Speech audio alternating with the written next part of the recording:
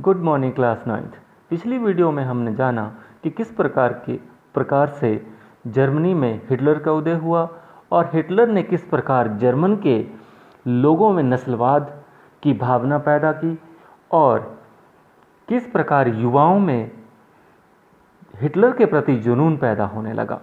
इस वीडियो में हम जानेंगे कि जर्मन नाज़ियों में युवाओं की स्थिति क्या थी। युवाओं में हिटलर की दिलचस्पी जुनून की हद तक पहुंच चुकी थी। उसका मानना था कि शक्तिशाली नाज़ी समाज की स्थापना के लिए बच्चों को नाज़ी विचारधारा की घुट्टी पिलाना बहुत ज़रूरी है। इसके लिए स्कूल के भीतर और बाहर दोनों जगहों पर बच्चों पर पूरा नियंत्रण आवश्यक था। नाज़ीवाद के दौरान स्कूलों में क्या हो रहा था? तमाम स्कूलों में सफाई और शुद्धिकरण की मुहिम चलाई गई थी।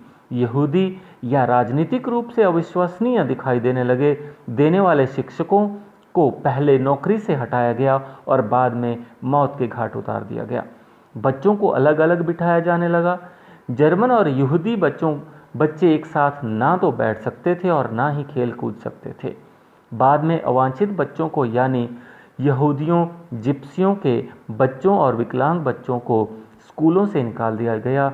40 के दशक में तो उन्हें गैस चैम्बरों में झोंक दिया गया। अच्छे जर्मन बच्चों को नाज़ी शिक्षा प्रक्रिया से गुजरना पड़ता था। यह विचारधारात्मक प्रशिक्षण की एक लंबी प्रक्रिया थी। स्कूली पाठ्यपुस्तकों को नए सिरे से लिखा गया। नस्ल के बारे में प्रचारित नाज़ी विचारों को सही ठहराने के लिए नस्ल विज्ञान से एक नया विषय पाठ्यक्रम में शामिल किया गया। और तो और गणित की कक्षाओं में भी यहूदियों की एक खास छवि गढ़ने की कोशिश की गई थी। जर्मन बच्चों और युवाओं को राष्ट्रीय समाजवाद की भावना से लैस करने की जिम्मेदारी युवा संगठनों को सौंपी गई। 10 साल की उम्र में बच्चों को युंग फोक में दाखिल करा दिया जाता था। 14 साल की उम्र में सभी लड़कों को नाज़ियों के युवा संगठन हिटलर यूथ की सदस्यता लेनी पड़ती थी। इस संगठन में वे युद्ध की उपासना, आक्रामकता व हिंसा, लोकतंत्र की निंदा और यहूदियों, कम्युनिस्टों, जिप्सियों व अन्य अवांछितों से घृणा का सबक सीखते थे। मातृत्व की नाज़ी सोच। नाज़ी जर्मनी में प्रत्येक बच्चे को बार बार बताया जाता था कि औरतें बुनियादी तौर पर मर्दों से भिन्न होती हैं।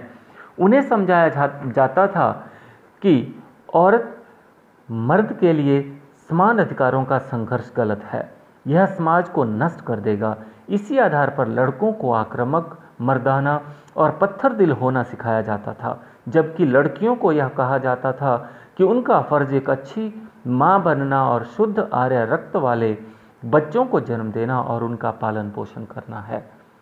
नस्ल की शुद्धता बनाए रखने, यहूदियों से दूर रहने, घर संभालने और बच्चों को नाज़ी मूल्य मान्यताओं की शिक्षा देने का दायित्व उन्हें सौंप दिया गया था। आर्य संस्कृति और नस्ल की ध्वजवाहक वही थी। 1933 में हिटलर ने कहा था, मेरे राज्य की सबसे महत्वपूर्ण नागरिक माँ है।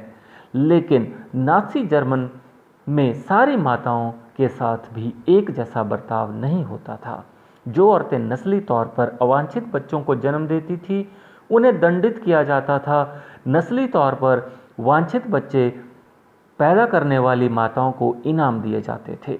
निर्धारित आचार संहिता का उल्लंघन करने वाली आर्य औरतों की सार्वजनिक रूप से निंदा की जाती थी। उनके सिर को गंजा करके मुंह पर कालिख लगा करके पूरे शहर में घुमाया जाता था। शासन के लिए समर्थन हासिल करने और नाज़ी विश्व दृष्टिकोण को फैलाने के लिए मीडिया का बहुत सोच समझकर इस्तेमाल किया गया। नाज़ी विचारों को फैलाने के लिए तस्वीरों, फिल्मों, रेडियो, पोस्टरों, आकर्षक नारों और इश्तिहारों, पर्चों का खूब सहारा लिया गया था। पोस्टरों में जर्मनों के दुश्मनों की रटी रटाई छवियां दिखाई जाती थी। उनका मजाक उड़ाया जाता था, उन्हें अपमानित किया जाता था, उन्हें शैतान के रूप में पेश किया जाता था। नाज़ियों ने आबादी के सभी हिस्सों को आकर्षित करने के लिए प्रयास किए। पूरे समाज को अपनी तरफ आकर्षित करने के लिए उन्होंने लोगों को इस बात का एहसास कराया कि उनकी समस्याओं को सिर्फ नाज़ी ही हल कर सकते हैं। आम जनता और मानवता के खिलाफ अपराध। बहुत सारे लोग नाज़ी शब्दाबंटरों, आडंबरों और धुआंधार प्रचार का शिकार हो गए। वे दुनिया को नाज़ी नज़रों से देखने और अपनी भावनाओं को नाज़ी शब्दावली में व्यक्त करने लगे। किसी यहूदी से आमना सामना हो जाने पर उन्हें अपने भीतर गहरी नफरत और गुस्से का एहसास होता था। लेकिन जर्मनी का हर व्यक्ति नाज़ी नहीं था। बहुत सारे लोगों ने पुलिस दमन और मौत की आशंका के बावजूद नाज़ीवाद का जमकर विरोध किया, लेकिन जर्मन आबादी का एक बहुत बड़ा हिस्सा इस पूरे घटनाक्रम का मूक दर्शक और उदासीन साक्षी बना हुआ था। नाज़ी जर्मन में यहूदी क्या महसूस करते थे, यह बिल्कुल अलग कहानी है। शार्लट बेराट ने अपनी डायरी में लोगों के सपनों को चोरी छिपे दर्ज किया था। बाद में उन्होंने इस डायरी को पुस्तक के रूप में प्रकाशित किया। पढ़ने वालों को झकझोर कर रख देने वाली इस किताब का नाम था थर्ड राइख ऑफ ड्रीम्स। शार्लटे ने इस किताब में बताया कि एक समय के बाद किस तरह खुद भी यहूदी भी अपने बारे में नाज़ियों द्वारा फैलाई जा रही रूढ़ छवियों पर यकीन करने लग गए थे। नाज़ी तौर तरीकों की जानकारी नाज़ी शासन के आखिरी सालों में रिस कर जर्मनी से बाहर जाने लगी। लेकिन वहाँ कितना भीषण रक्तपात और बर्बर दमन हुआ था, इसका असली अंदाज़ा तो दुनिया को युद्ध खत्म होने और जर्मनी के हार जाने के बाद ही लग पाया।